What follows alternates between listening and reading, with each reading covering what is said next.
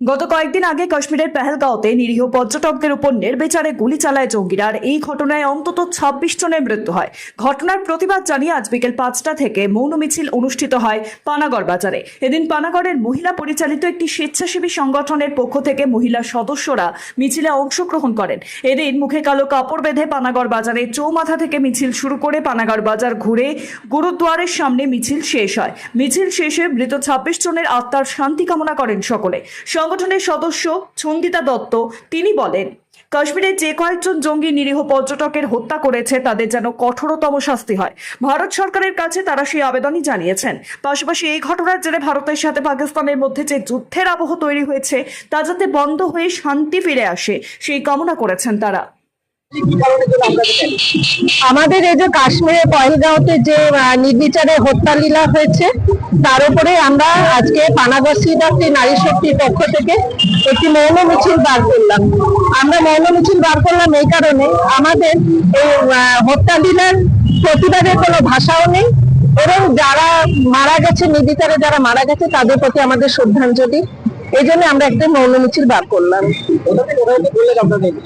আমরা এটা কাকসা মাছবাজার থেকে আমাদের পানাগড় গুরুদ্বারা পর্যন্ত আমরা এই মিছিলটা সম্পন্ন করলাম।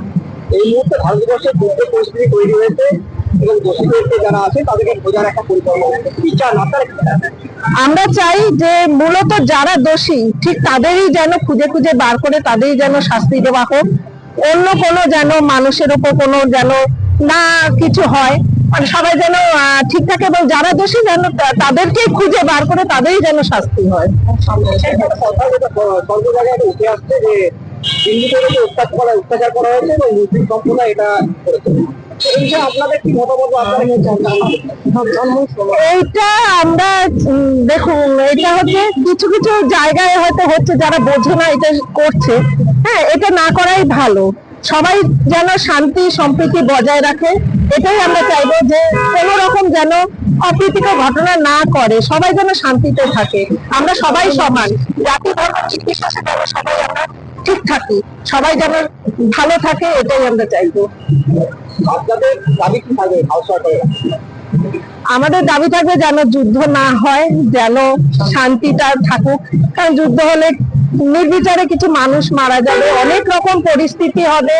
হ্যাঁ, মানে আর্থিক সব দিক দিয়ে অনেক অসুবিধায় পড়বে মানুষ।